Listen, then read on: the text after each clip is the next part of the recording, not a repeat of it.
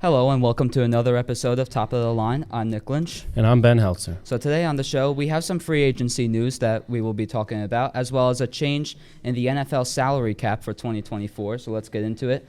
So Ben, the first piece of news we have today is that T. Higgins got franchise tagged by the Cincinnati Bengals, the first franchise tag of the season that a team has placed on a player. So one more year of T. Higgins for the Bengals. Yeah, and this definitely took me by surprise, especially because they already have an absolute stud wide receiver in Jamar Chase and what would be a solid wide receiver too in Tyler Boyd. I just didn't really think they needed T. Higgins, and I feel like they could have gotten some something good out of him. But they ended up keeping him. They ended up franchise tagging him for another year, and I think he will do good, obviously, with Joe Burrow back. He'll definitely get a lot of targets and a lot of yards, and he'll do good on that Bengals team. But I think it's mainly just because he wants, he's trying to chase a ring at this point, and he knows that the Bengals are going to be prime candidates for a Super Bowl ring. The Bengals, they did tag him for $21.8 million. But, hey, another receiver, the Bengals have another weapon for Joe Burrow to help the Bengals make that playoff push that they've been wanting for 2024. Another piece of news we have, Shaq Barrett has been released by the Tampa Bay Buccaneers after 5 seasons. He was a 2-time Pro Bowler with Tampa Bay, and now the Buccaneers have to fill in that linebacker spot in the offseason. Yeah, and I think that I actually like this move from Tampa because Shaq Barrett's at the point, he's great. Obviously, he's a standout on the defense, but he's at the point in his career where, he's not getting any younger, and I feel like they could get, they free up some cap room, and they could go after a great young guy to replace him either in the draft or in free agency.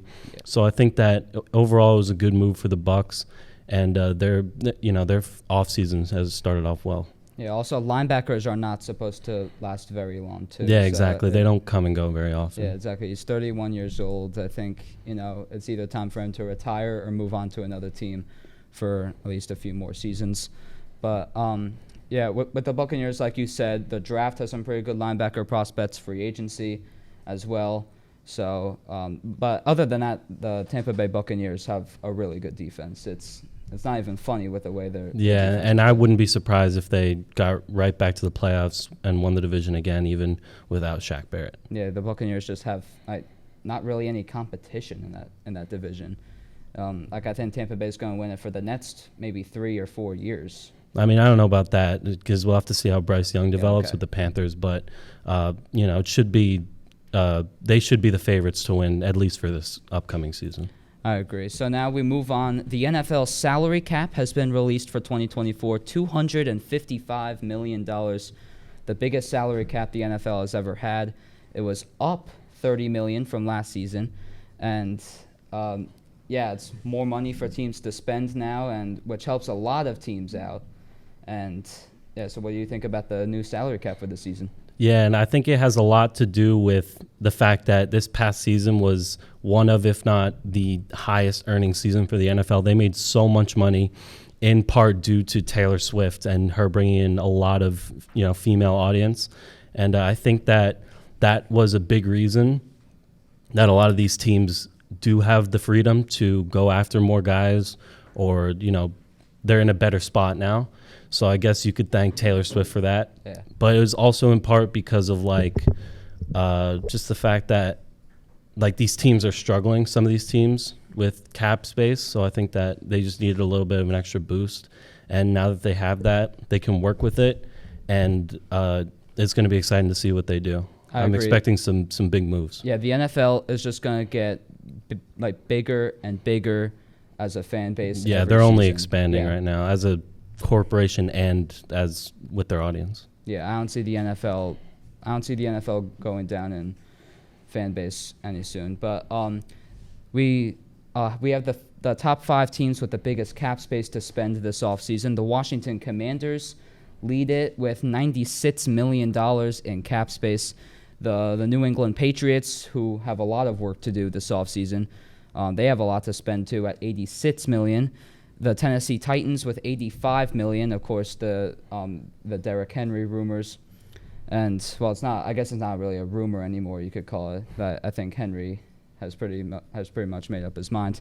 The Chicago Bears, a lot of questions loom around there, whether to trade the first overall pick or get Caleb Williams and trade Justin Fields. So it's going to be one of those two at quarterback for the Bears. And then the Indianapolis Colts at number 5. The Colts, they have a bright future ahead of them, and they are 5th in the biggest cap space for teams in the NFL. And I'm interested to see what they do this offseason to get Anthony Richardson some weapons. Yeah, 100%. The Colts especially, just because like they obviously performed way better than anyone else expected them to last year. And with all that cap room, they could be a real threat in the AFC. Just adding on to the threats in the AFC list, they could be right up there. But, just for all of these teams, I'm expecting really big moves from all of them just because of how much money they have to spend. Yeah. Well, unfortunately, we are out of time on the NFL today, but don't leave because when we return, Noah and Matt will go over what happened this week in college basketball and later the Premier League with Marco and Andrew. So stay right here on Top of the Line. Hello and welcome back to Top of the Line. Today we will be covering the past week in college basketball and take a look at what's to come. Noah, let's get into the big games from Saturday. Houston went into Baylor and got a massive win. This all but secures a 1 seed in the tournament for Houston. In the SEC, Kentucky has gotten hot. Big road wins versus Auburn and Mississippi State, and then a beatdown at Alabama at home. What caught your eye? Matt, so obviously, every week, every time I watch Houston play, it catches my eye. I mean, they just can't lose. Win at home, win on the road. Doesn't matter what situation, where they are, who they're playing. They will win the game. And that's why I'm so confident that they'll win March Madness, because they're just a team that can get it done no matter the condition of where they're playing, who they're playing, or how the referees are. They can get it done. And speaking on Kentucky, obviously, you said 2 big road wins. I mean, they've just been playing phenomenal. They're getting hot at the right time. And beating down a team like Alabama just like they did, it was just a crazy sight to see. And they're looking good going into March Madness. They can make a big run if they stay hot. Moving on, let's talk about the hottest team in the country, the South Florida Bulls. An entrance into the top 25 and a 13-game win streak. Some are saying it's because of Polifonte attends the university. Noah, how far can this team go? All of a sudden, they are locked for March and may even get a good seed. Matt, I think they can go pretty far. South Florida, the hottest team in the country, 13-game win streak. I mean, it's such a big thing for such a small school to do. And I think they can be one of those teams that knocks out a big team in the first round. Or if they even get a good seed, I think they can make a long run. I mean, they've just been playing very talented with a lot of patience these last 13 games, and they've just kept on winning, and they haven't stopped. And I do think they can make a good run. I'd predict them to get eliminated at most Sweet 16, at least, obviously, first round. But I think they're a very talented team, and I think they can make a good run in March Madness. Well, that's all for college basketball this week, but next up is Andrew and Marco on the Premier League. Hello, I'm Marco Baldino. And I'm Andrew Mirzaaghasi. And we will be covering this week's games in the Premier League and the Carabao Cup final. So to start this off with Premier League, we would have Fulham versus Man United. This game was an absolute upset by Fulham as they won instead of Man United, which I'm actually quite surprised that really happened. It looks like it was an even battle. Yeah, like in this game, like it looks pretty even because I feel like Man United were at their top level and Fulham actually were playing pretty well this game, like defensively too. Yeah, like both teams had their chance to score. They both defended well. The first goal was around the 65th minute, so it was off a corner kick too, so I'll give it that.